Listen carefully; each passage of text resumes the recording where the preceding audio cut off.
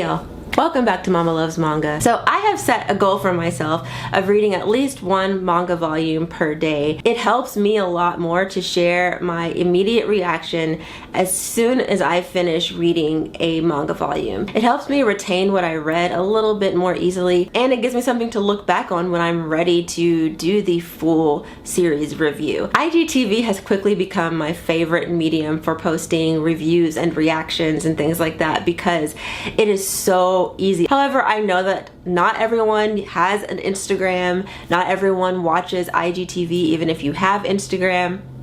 So I am going to be posting those videos here. I will be compiling them, sort of like how I was doing with manga chats and first impressions there for a while. But now, instead of calling them manga chats and first impressions, I'm going to start a new series, and this is going to be the series that I will go with until I decide to change it again. I've actually read even more than what is going to be in this video because I have been reading an entire series that I am withholding my opinions about because I will be talking about it with several lovely ladies, several of my wonderful friends in the Thirsty Thursday book club. If you don't know what Thirsty Thursday is, that means that you are under the age of 18 and you have been restricted from watching those videos on my channel. I get a little wild and drunk in those videos, so I have them age restricted. We will more than likely also age restrict the live stream, but it's gonna be fun. It's a book club. There will be 4 of us ladies just sitting down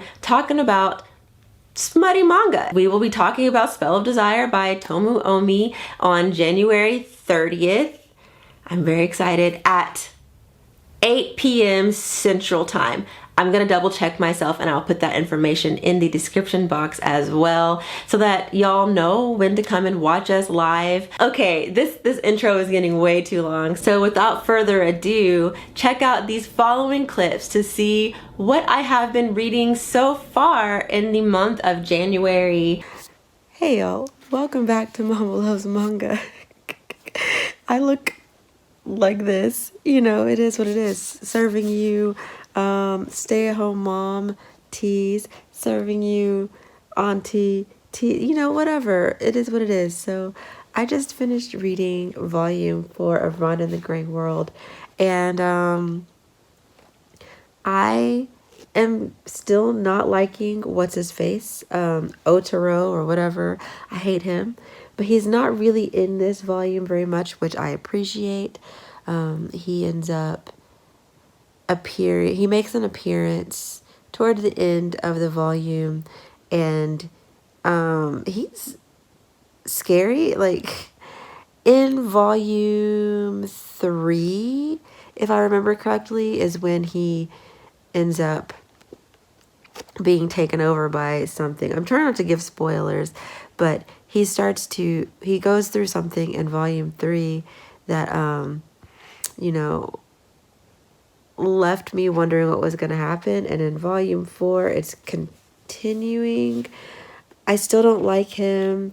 But I was confused. I'm really confused about his storyline and what's going on with him. I love Ron. I think she's wonderful. I love watching her grow and, you know, try to hone in on her talent, her skills.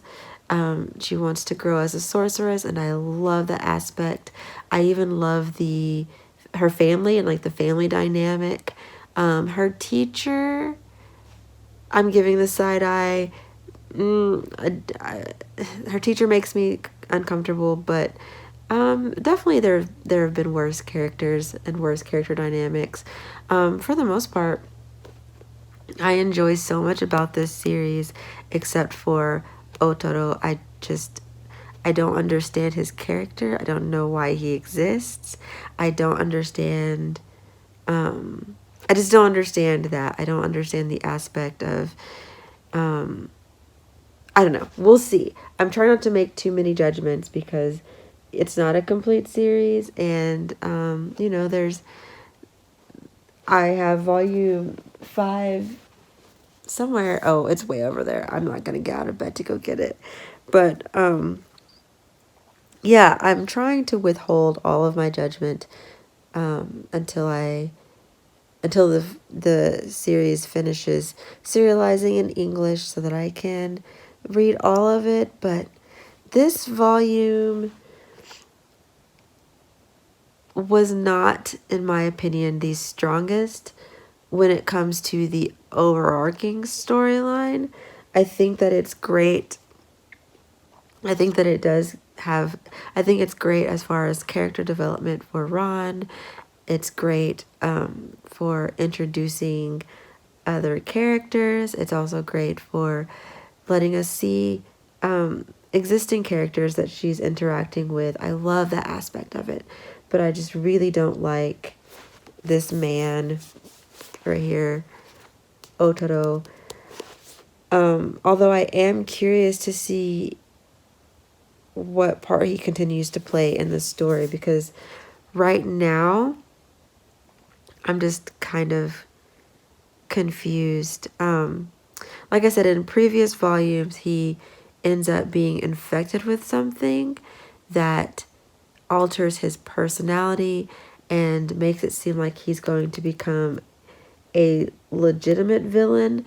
And I'm just curious to see how that works out. So anyway, yeah, I'm still about this series. It's still not one that I would just like readily recommend at this point. I loved the first volume, really loved the second volume.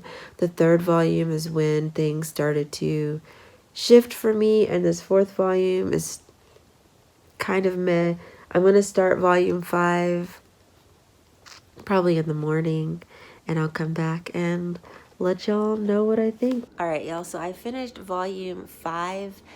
I definitely think that this volume explained a lot of things more clearly. So I enjoyed this one a lot more than I enjoyed volume 4. It still has the same, I still don't like Otaro. I think he's gross. I just really don't like that man. And I am annoyed that Ron is so attached to him, but I'm also having to remind myself that she is I think she's 10 or so. She's very young, not even like a teenager yet.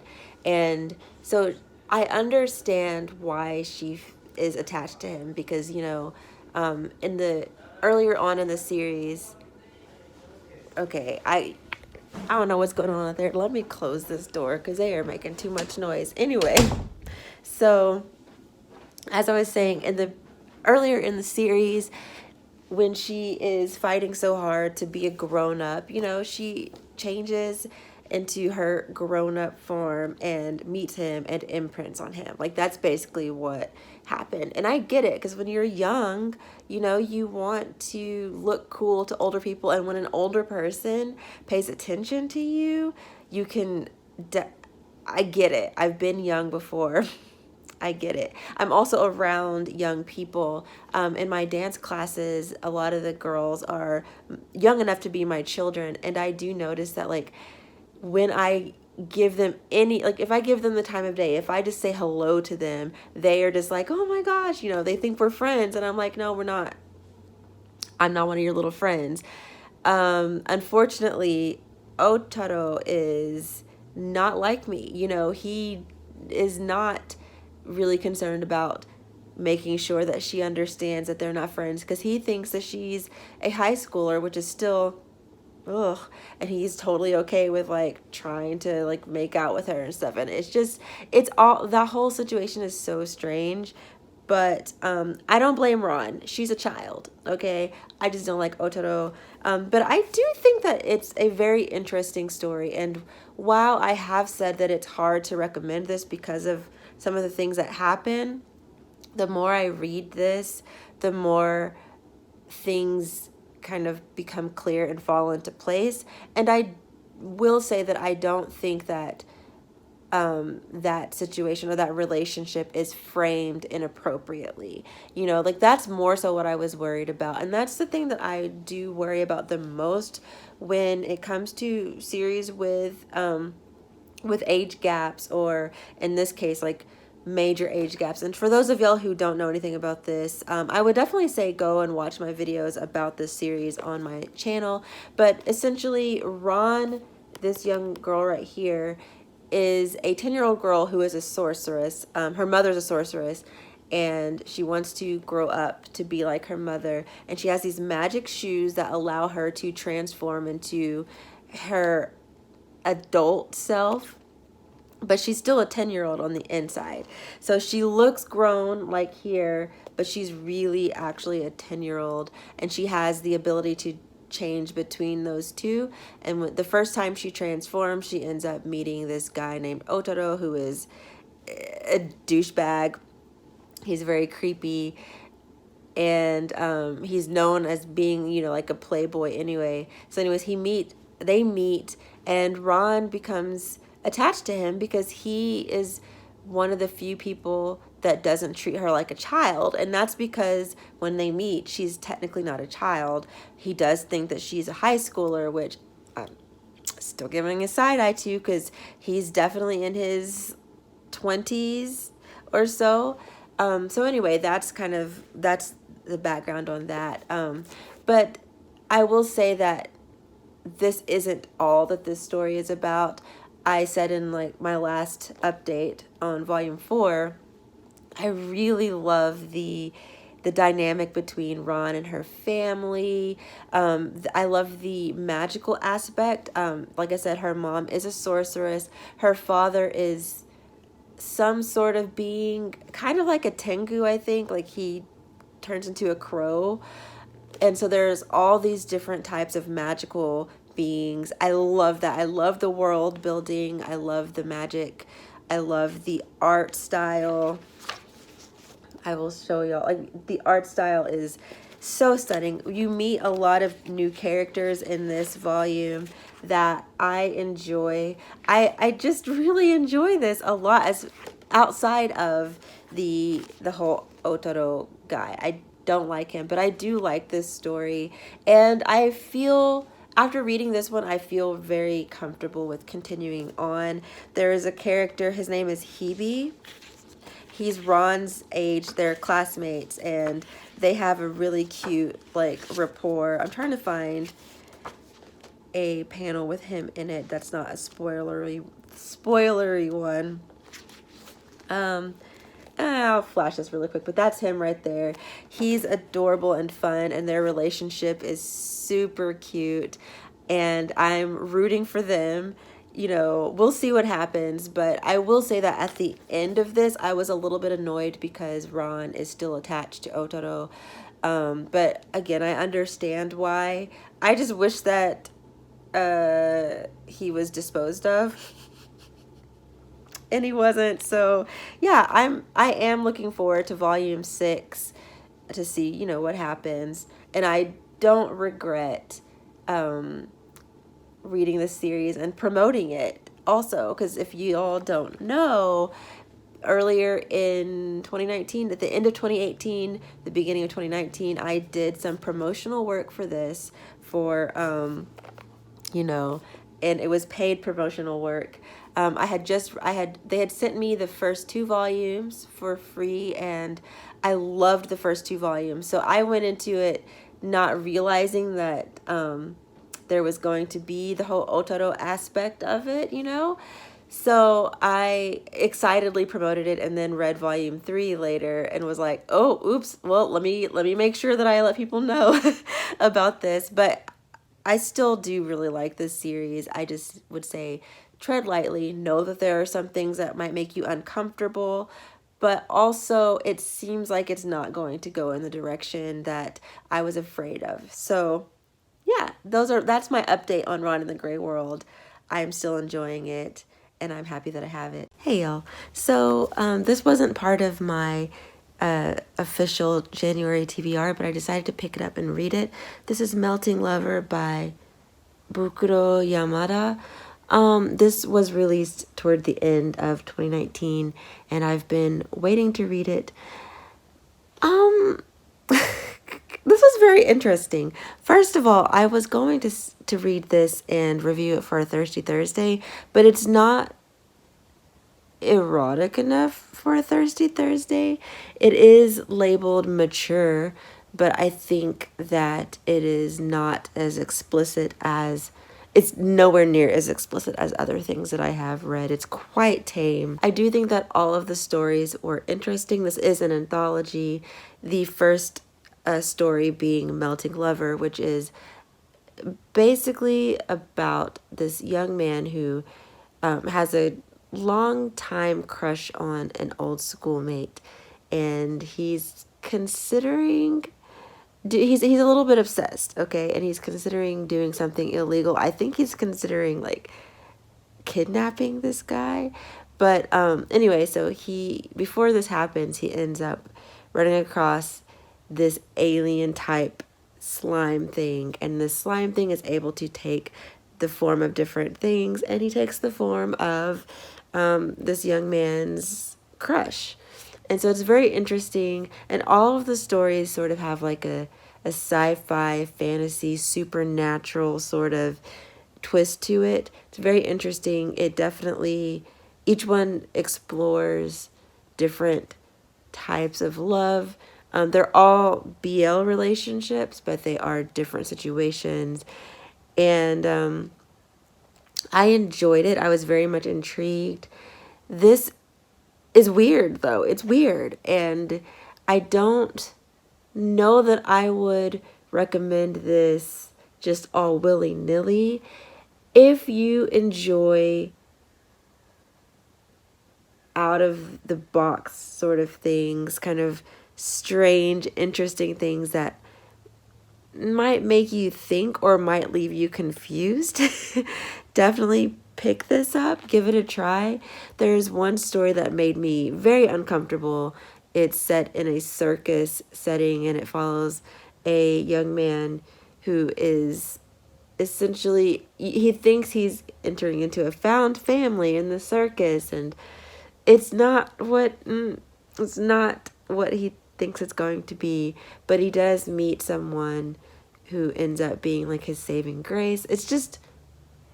It's kind of dark. There are a lot of dark stories. There's another story in here about a hitman who is being followed by an angel who helps send his kills, sends their souls, to where they need to be.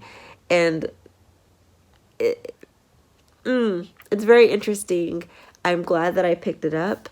I can see myself reading this again just because the stories were so interesting. But I would not put this on my favorite reads of, well, I obviously didn't read this in 2019. I wouldn't put this on my list of favorite releases from 2019. But I don't regret it. The cover is stunning, this jacket. And then even without the dust jacket, it's a very pretty book. If I am correct, this Kuma, this publisher, is an imprint of Faku. So I'm not surprised that the book is very nice quality, because Faku they have great books, like as far as quality goes. It's kind of hard to tell as far as the content, because it really can be hit or miss depending on the person. But yeah, if you like weird stuff, check this out. If you're not into weird stuff, abstract things, then skip this one. Yeah, and that's all I have to say. Sit down and read your manga. Bye. Oh, so one thing I did want to point out that I thought was very interesting. So in the final page, like on the credits page, there's a paragraph, and it says, all characters depicted in sexual or erotic acts in this publication are the age of majority or older, notwithstanding suggestions otherwise presented within the work. So they're basically saying everyone that is depicted in here is of age, even if they look young. You know what? I appreciate that. I really appreciate that. So, yeah, good job, Kuma. Good job, Bukuro Yamada. Because I did y'all already know I was wondering. And I also wanted to show y'all the art really quick because I forgot. I don't want to show you anything that's spoilery, so we're going to just show, let's see. I'll show you this. I do like the art. It's nice. I haven't seen anything too similar. When I look at manga art, I really do appreciate styles that are different, you know, and this is different from what I have seen in other works that I have read, and I appreciate that. It's very nice. And I do think that the art style works with the stories. I don't know, the stories are so weird, and the art kind of has a surreal quality to it, and they pair well together. So yeah, that's what I wanted to add. I'm so tired. I'm sitting here drinking coffee because I am so tired for no reason. It's ridiculous. I just finished reading volume 1 of Miss Koizumi Loves Ramen Noodles. This is by Natsume. Oh my goodness. I loved this. I had a feeling I would love this. I love foodie manga. I love ramen. I love adorable people. Like this is basically cute girls being cute, eating ramen and making friends with each other. It's just it's so cute and sweet. I can definitely see how some people maybe would not just love this, but me personally, it ticks all of my boxes for an enjoyable read. So I will be continuing this. I can't wait till volume 2 comes out. I think this is so much fun. I have not seen the anime, but now I am very curious about it. I would like to watch the anime, but this is adorable. Let me show you the art. The art is quite cute. I mean, again, it's cute girls doing cute things. In this case, being cute, eating ramen and making friends with each other. So there are a lot of like very typical tropes, typical archetypes, but because I read across the board so much, like this is not repetitive to me because I don't have anything on my shelf that is like this. I'm very picky about what I read, so I don't get as tired of tropes, or at least certain tropes, because I don't read a ton of things. Like I don't really have a whole lot of cute girls doing cute things type series. I think the closest thing I have on my shelf right now is probably what is it called? New Game. And it's still different enough because it's not about ramen. But it does have a similar thing where it's like all the characters are really cute and it's them making friends with each other at work and getting through certain things. So yeah, I mean, and it has this similar archetypes and things like that. But I really enjoyed this. I liked the dynamic between the two. I guess you could call them the two main characters, Koizumi and, oh goodness, what is her name? I think. This dark-haired girl right here. Let me see if I can find a better picture of her. Yeah, so this, I'm sorry, I'm in front of a window. This young woman right here, she is the first character. I can't even talk. She's the first character you meet, and she has a very extroverted, like cute kind of personality. She really likes cute girls. She's almost, to me, she feels like she's supposed to be sort of like if this was a series that featured mostly male characters, she would be the silly, bumbling boy who really just wants to be friends with the other main character, But I really like her personality. She's fun. And it's fun watching her try so hard to be friends with Koizumi. But then there's a twist to it because Koizumi ends up becoming friendly with all of Yu's friends, and Yu was like, wait a minute, how did y'all end up becoming friends? And it's all kind of like, you know, by chance, and I don't, it's just cute. Okay, I love the dynamic between all of the main characters, the main cast, these four cutie pies right here. And I love the depictions of ramen. I love the descriptions of the ramen. I love ramen, so this is right up my alley. I very much enjoy it. If you like Food Wars, but you don't necessarily like how suggestive it is, I would recommend this. This does have a tinge of suggestiveness, but it doesn't go too far.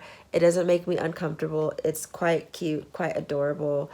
This is a seinen series, so technically it is aimed at guys, but you already know how I feel about that. Anybody can read across demographics, and I do enjoy this. Can't wait to see more from this series. Let me know if y'all have read this in the comments, and let me know what you think about it, whether you liked it or not. Tell me. You can be honest. I'm not going to shame you or be mad. Y'all, I just finished reading The Cornered Mouse Dreams of Cheese by Satona Mizushido.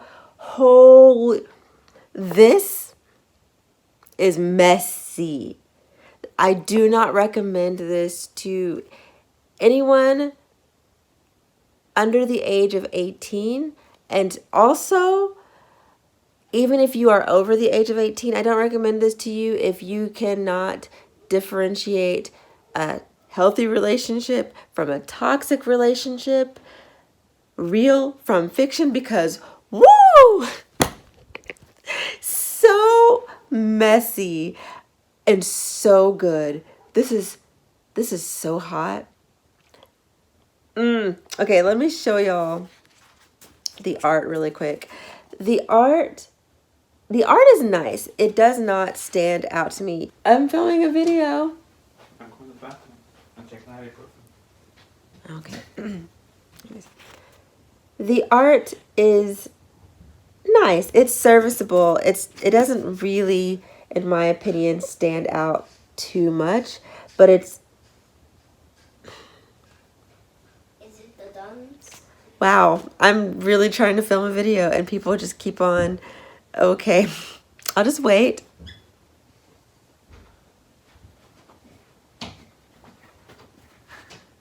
Wow.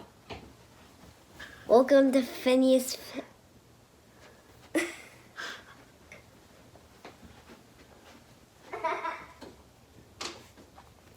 As I was saying, the art is serviceable, but it's just not necessarily like one that I'm super drawn to, but it is good. Like, I can tell that this mangaka, you know, they have a style and they stick with it.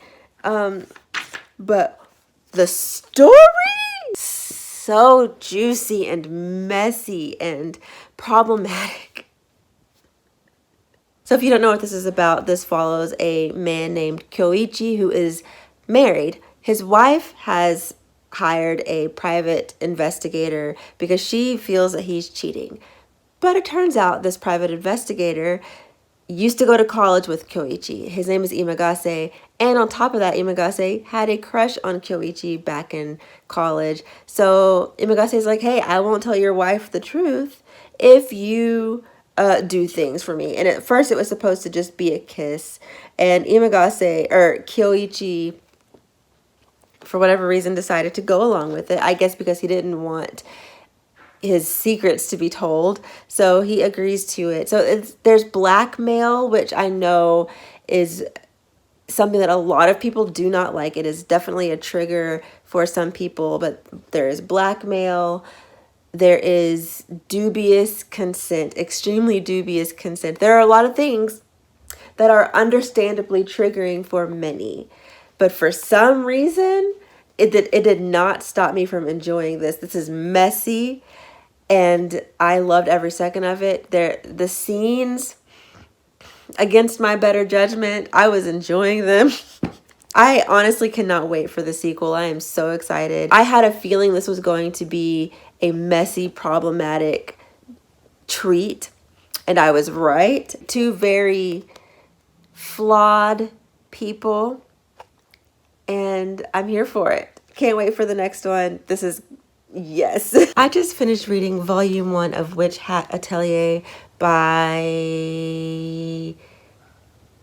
Kamome Shirahama. So there's been a lot of buzz around this series, and rightfully so. I have been wanting to read this for a while, and I finally picked up, I think, the first 2 volumes or so during like a Black Friday. So where did I get it? Oh, no, I think I got the first 2 volumes over at Time Warp Comics in Boulder, Colorado, while I was up there for Thanksgiving. So anyway, holy crap. I knew that I was going to enjoy this because it has a lot of elements that I enjoy. It's magical. Just look at the cover. It's gorgeous. I'll read you the back of the book just in case you happen to not know what this is about. It says, a touch of magic. Meet young Coco, curious and bright, and desperate to learn how magic's wrought. But witches keep their secrets hidden tight, and witches, Coco knows, are born, not taught. Then one day Coco spies upon a witch as he prepares the charms for which she yearns, and sees that, like her skill with thread and stitch, the truth is magic's something she can learn.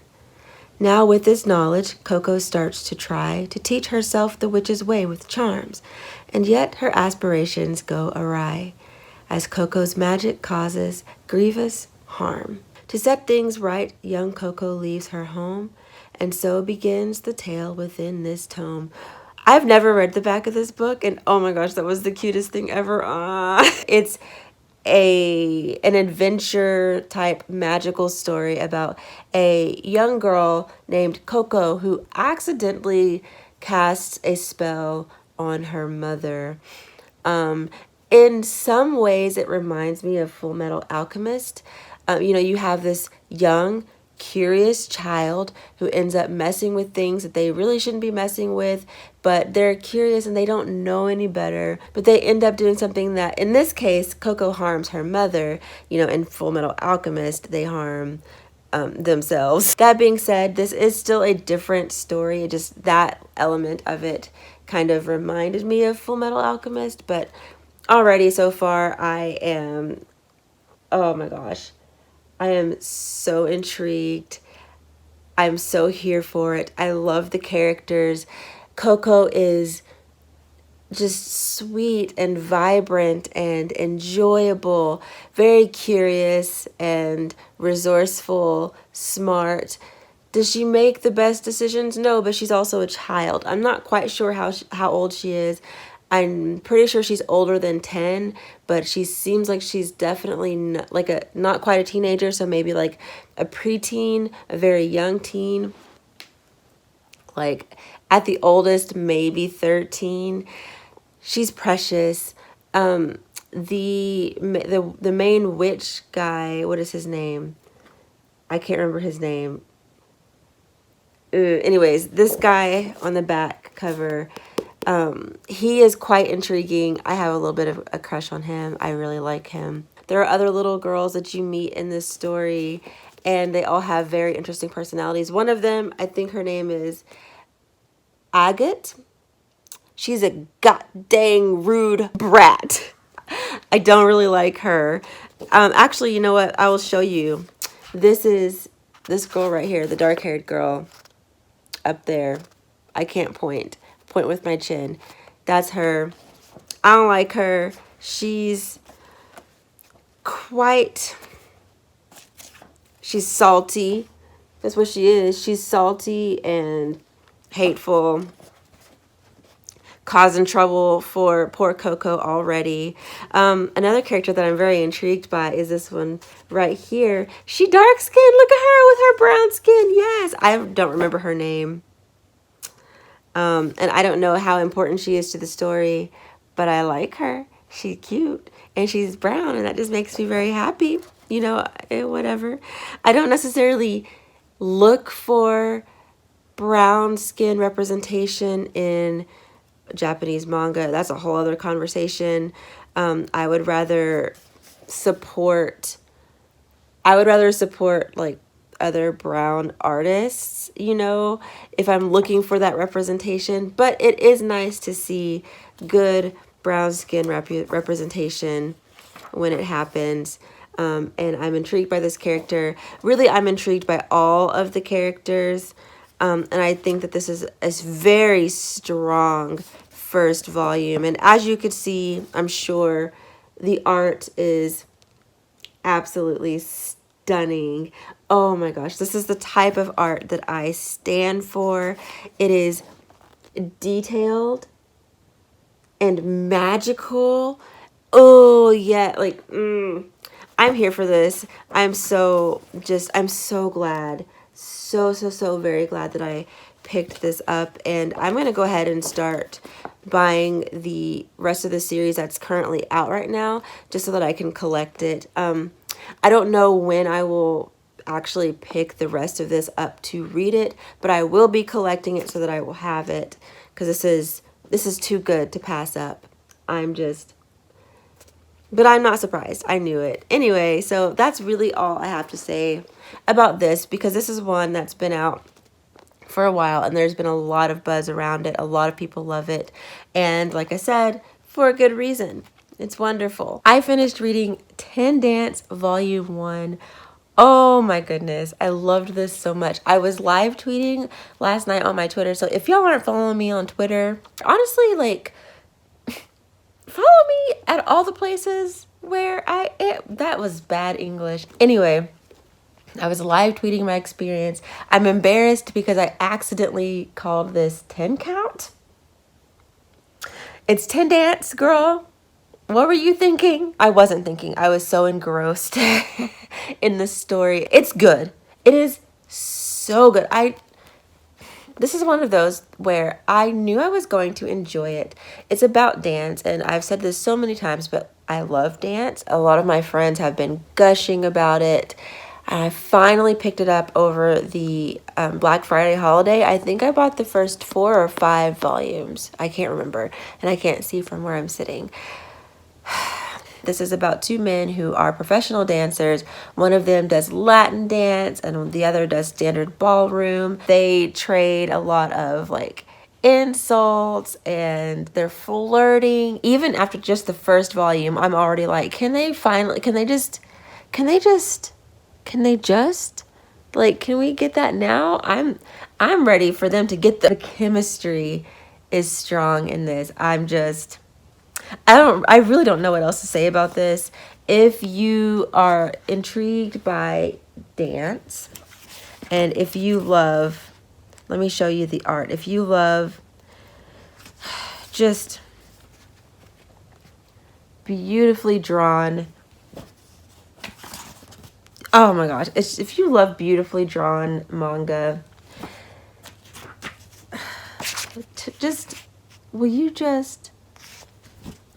can you look at the, I'm at a loss for words, honestly. It's so wonderful. Their personalities, watching them dance together and practice with each other. They are both teaching each other their specialties, and it's really interesting to watch someone who is so good in one style of dance struggle with another. This was a wonderful first volume. The only negative critique that I do have, there are some stereotypes about Latinos. Go into this understanding that any generalizations made about Latino people are generalizations and they are not necessarily like true for every individual person. Because yeah, I did cringe a little bit at some of the assumptions made, some of the statements made. I was like, I don't know about that. But it's not gratuitous and it doesn't feel like it's meant to be disrespectful. It feels like it's probably maybe the mangaka's experience or what they have, learned maybe from doing research and talking to other people. So, I mean, I get it, but just go into it knowing that there are some generalizations made and it's a generalization and not fact across the board. So Anyway, on that note, I'm gonna go, but I definitely highly recommend this. Okay, it's great. It's great. I just finished reading volume 1 of Our Dreams at Dusk. This is by Yuki Kamatani. Everyone knows about this one. Everyone knows about this. I just wanted to give my initial thoughts. Holy crap. This is already every bit as good as everyone has been saying. I thought that I was going to binge read this because it is a short series and I own all of the volumes, but I already, just after reading this first volume, I already know that there's going to be a lot of feels, and so it's not one that I am going to binge read. I think it is beneficial to read this one a bit more slowly, like maybe at least let a week go by before I pick up the next one, just so that I can let everything sink in. I heard a whole lot of people, you know, talking about the art. And at first I was like, yeah, the art's nice. But there was a scene. Let me see if I can find it. Well, I know I can, but let me see if I can find it with one hand. Starting on this page and going over into this page. When I tell you, I gasped because I was not expecting this. Those of y'all who have read this, you know the context, but if you haven't read it, you don't know the context, and I don't want to give away spoilers, but this scene was so poignant. And yes, the art overall is absolutely lovely, but this right here stood out to me. I've read a lot of manga with beautiful art. I think it's the way that the mangaka uses their art to tell a story. Like, no words were needed in that scene. It was abundantly clear what was going on. Like, the art itself explained it, and that's what I think impressed me the most, because no words were needed.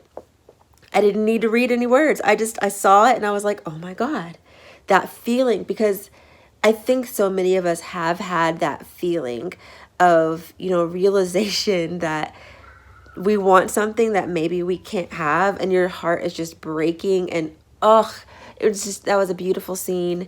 Doing anything, especially when you are this young, at this like teenage stage, doing something or behaving in a way that's seen as gay is like vilified. And this poor kid, the things that he's having to deal with, and it's not even like no one's like put their hands on him, no one's beating him up, but it's like emotional abuse, it's verbal abuse. And the worst part, I think, is that these kids are kids, and most of them don't even realize how much their words are affected. In their heads, they're just joking, they're just teasing, they're just, you know, being whatever. And this is why I think it's so important for parents. Like, if you are a parent and you consider yourself to be tolerant and open and all of these things, please talk to your children about different sexualities and at least expose them to that. Let them be aware so that they don't go around and say things to people that might potentially hurt their feelings, even if they don't mean it. Because, you know, we can talk about the intent behind your words, but the intention is not really what matters. It's how that person perceives it. And so you might think, oh, I'm just joking, you know, I don't really think you're the H word, you know, I don't really think you're the F word, I don't mean it. It's so important. I could go on about this, but suffice it to say that I'm already very much invested in this. I'm invested in all of the characters. I definitely will be talking about each chapter, each volume as I go. Read this. And also, do you like my new hair? I love it. I think it's cute.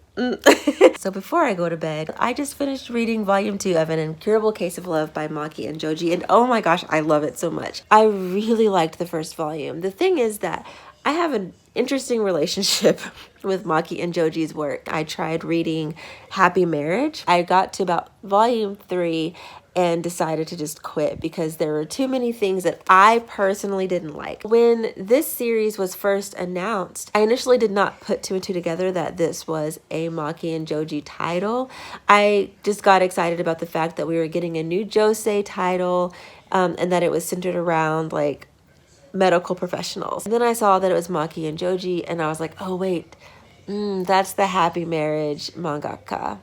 I don't know about this. This has surpassed my expectations, and I very much love it. This is the 2nd volume. Like Happy Marriage, you know, I loved the first 2 volumes of that series. So, I mean, this could go left.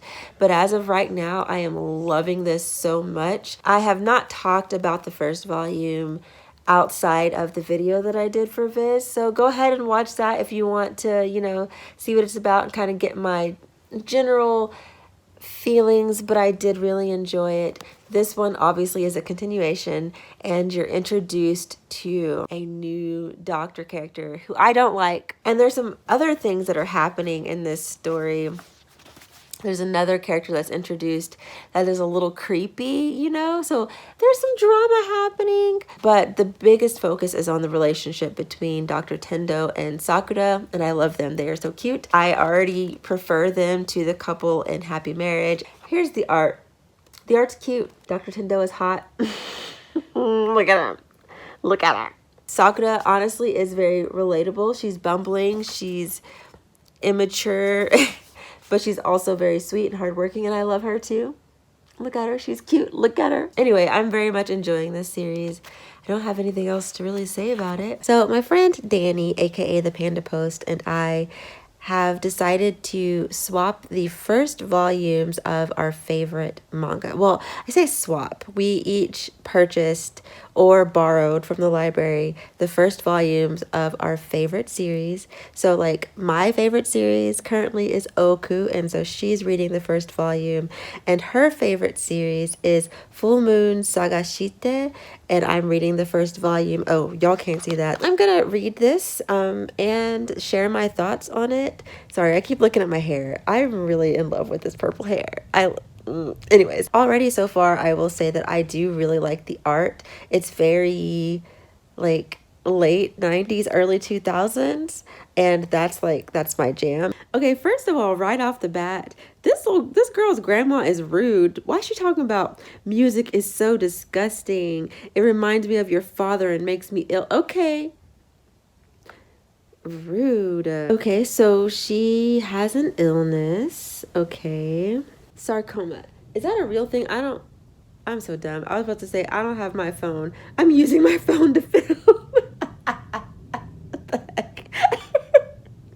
Well, okay, so I went into this not knowing anything about this. I didn't read the description or anything. So apparently this is about a young girl who has a throat condition that could possibly be life-threatening, but she doesn't want to get surgery because if she did, she would lose her voice. The doctor would have to remove her vocal cords, and she would not be able to sing, and she wants to be a singer.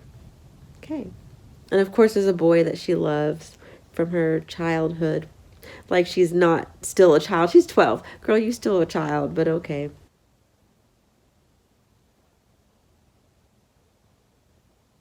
Okay, so is there some magic going on in here too? Because people's coming through the walls. What the?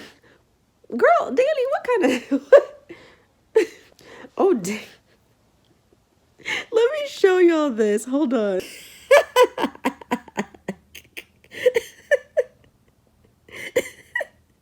They really said we can even make crying kids shut up.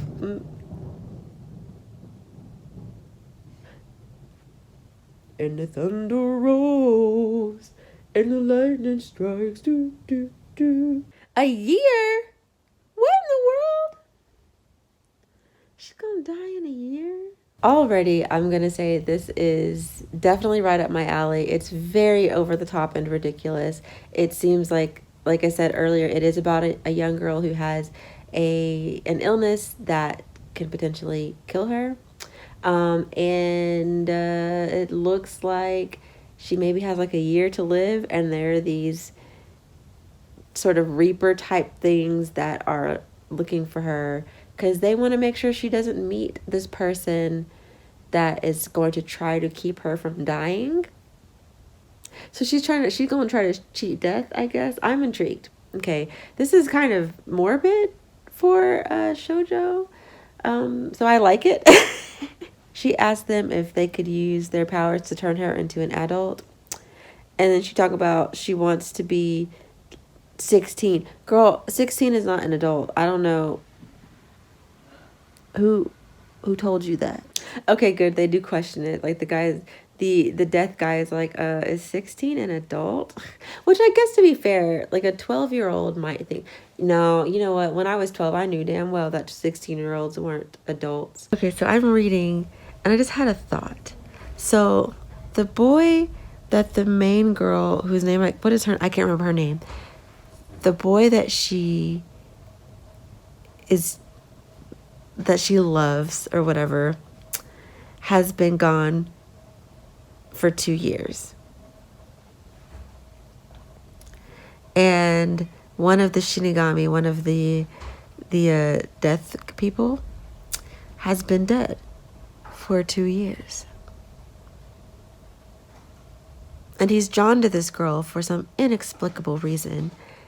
And if he remembers things from when he was human, his soul will go back to Earth or whatever, but there won't be a body, so he will be a ghost. And I'm thinking that this Shinigami might be the boy she loves.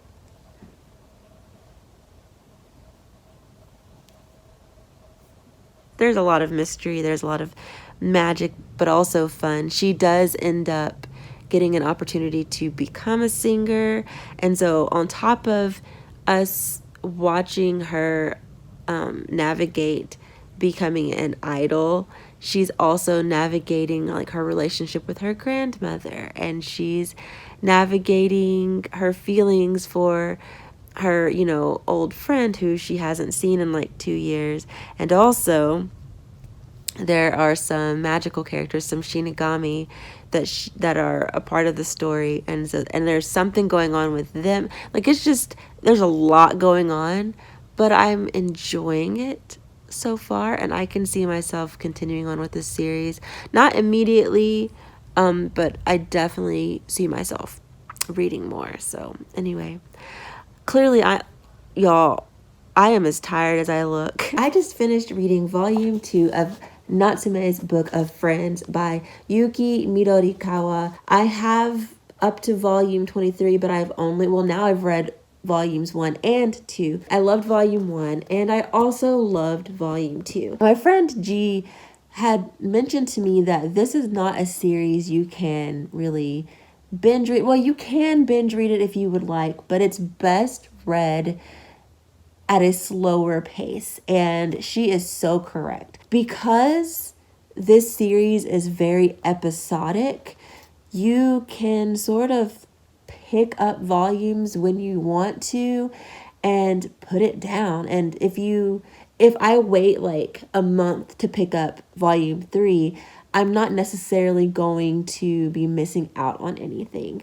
because like the storyline in and of itself is not necessarily a continuous storyline. Time does move in this story, but the main focus isn't on one central plot. It's mainly focused on the main character Takashi and his experience as a young boy who can see yokai, and his interactions with them. It's very monster of the week, very episodic. You meet different yokai characters, and you get to see him kind of interact with humans as well, his friends and found family, and you get to watch him grow and change. Like, he does have character development, but you don't necessarily have to start from the beginning in order to catch up, if that makes sense. I think that it's good to have a series in your collection that is similar to this one, or I would suggest that you actually get this one and put it in your collection. This is great for reading in between other series. G introduced me to a word that I had not heard of. It's similar to slice of life, but it's iyashike.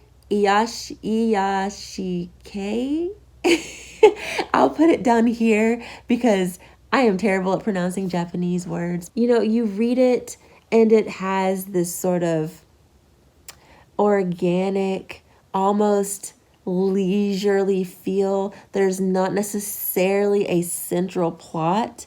It's just a fun, quiet, calm read, and that is what this is. However, some of the yokai in this story are actually terrifying. Look at that. That is absolutely terrifying. Can you imagine waking up in the middle of the night and that thing hovering over you? Oh my gosh, I would die. I would literally have a heart attack. All of the yokai that try to eat Takashi are terrifying, and that's a lot of them, to be honest. He's constantly about to get eaten, and I fear for his life on a regular basis. Bless his heart. This one was also quite terrifying. Like, what the hell? Can you imagine just minding your own business and just yokai just coming out of nowhere and nobody else can see it but you? Oof. Takashi, I would understand if he were standoffish, but he just wants to be friends. He wants to be loved and to love in return. The greatest thing you'll ever learn is just to love and be loved in return. Takashi is such a sweetheart. He's just such a joy. He's considerate and kind, but not in a way that feels forced or, like overly self-sacrificing, because I'm not a fan of characters who are so self-sacrificing that they're willing to just like throw their own lives away. I think that he does care about his own life as well as others, and he's such a sweetheart and I want to adopt him. Actually, to be honest, he reminds me of my oldest a little bit, but don't tell my oldest that because I don't want him to think that I actually like him. I'm just kidding. Okay, don't go run into CPS, talk about I do like my kids. I was just making a joke. Okay. This is another excellent volume in this series, and I do look forward to continuing on with it. It is a longer one, so I can understand if you'd be hesitant. I highly recommend it though. So anyway, on that note, I'm gonna go sit down and read your manga. Bye.